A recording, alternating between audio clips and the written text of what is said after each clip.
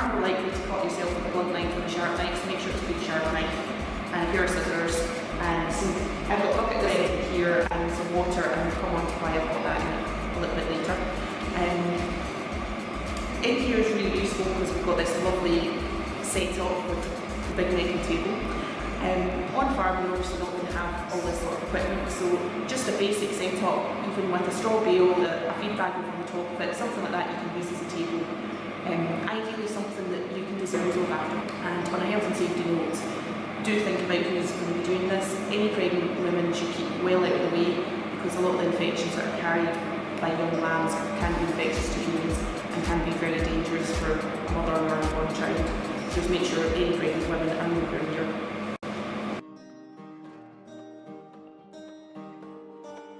First thing we do is have a little look at the outside of the lamb. We know this lamb is 4 days old because the farmer has been able to tell us a little bit about it. So we have a little look, we can see that it's got nice clear eyes, no obvious sign of dehydration, so a dehydrated lamb would have particularly sunken eyes. There's no obvious teeth that are rotted yet, and looking at one of the most important parts is the navel, and you can see in this case that iodine's been used to dry out the navel, and that's just the navel you would expect from a 4-day-old lamb. It's nicely dried up, there's no obvious thickening round about the navel, so nothing untoward there. There's no obvious damage to the skin. We can see that this lamb has been ear tagged, so it's been identified. So we can see in this lamb it's obviously been able to stand at some point because the little slippers that would be on those hoofs have been worn off. So that's what we would expect from a 4-day-old lamb. And also we want to check the back end and make sure that it's got a patent rectum. So we can see here that yes, everything appears to be intact, although there's very little fecal material coming through. So no evidence of scour, but we think that this lamb should have been able to pass faeces.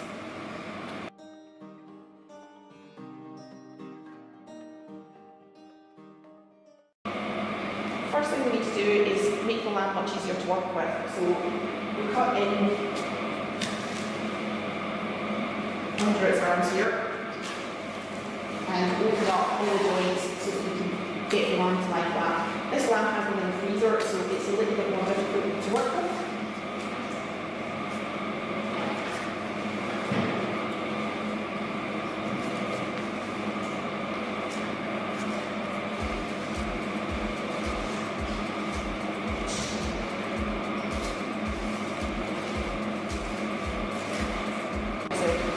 So next thing we want to do is peel back the skin.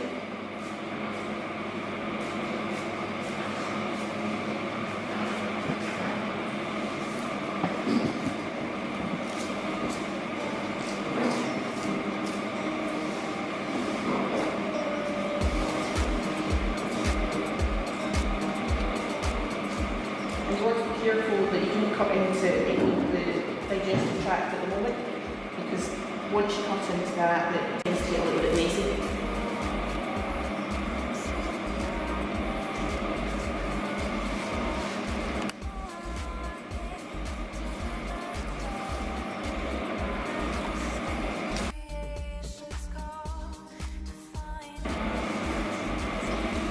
So we can see in this lamb, this is the abomasum, which is the 4th stomach, and in a young lamb that's the largest of the 4 stomachs.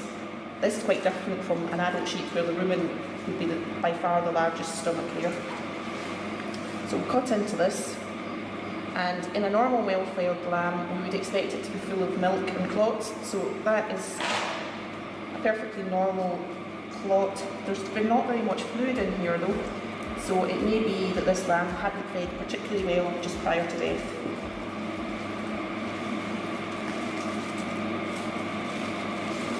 And we can see working through the intestines, we have a very reddened section here.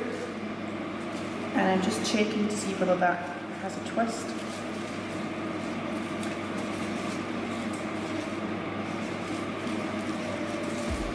It doesn't have an obvious twist, but there certainly could be a problem within this that would explain the death of the lamb.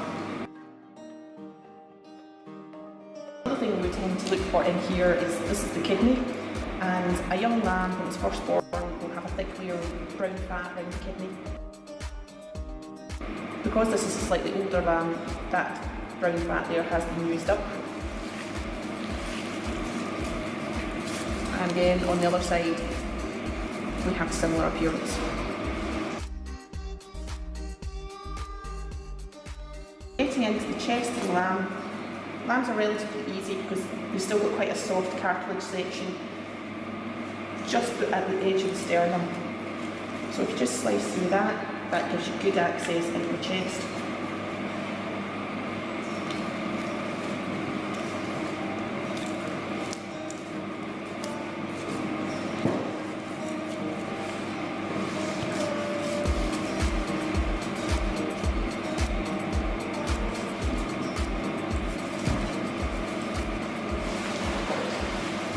And I just want to check all the airways in this lamb, so I'm going to open up down the side here.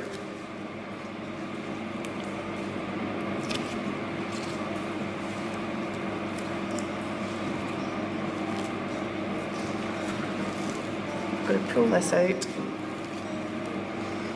Unfortunately, this lamb is still a little bit more solid than I would like.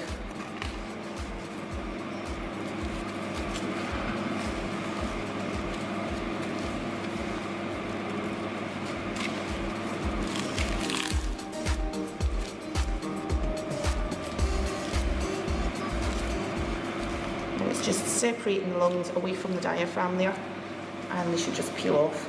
And we can see these lungs, they're a nice fresh pink colour, so that's a completely normal colour for a lamb that's been up and breathed.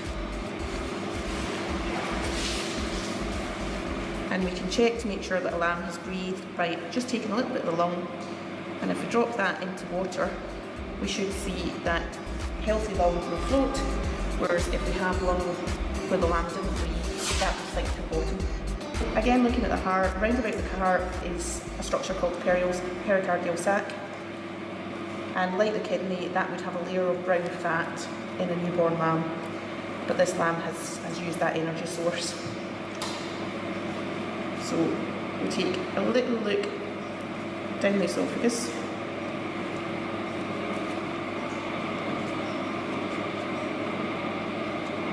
And there's no content there, no evidence of damage either. And then checking down the trachea, there's no evidence of any damage, and there's no fluid or mucus down there. Occasionally in a very young lamb you might see meconium, which is the first faeces that a lamb passes. If a lamb has been stressed during the birth process, it may pass that faeces before it's born and inhale it, and you sometimes find that down inside the lungs.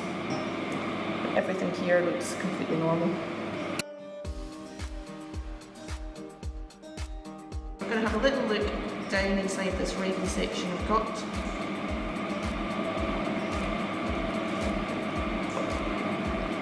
There are no obvious lesions, but it is very reddened and the gut contents is hemorrhagic. So if I was a farmer at this point carrying out this examination, I would put this lamb into a bag and submit this one to your local disease surveillance centre, because this isn't something you're going to be able to diagnose on farm yourself, and we can run tests just to rule out things like lamb dysentery that this lamb could have suffered from.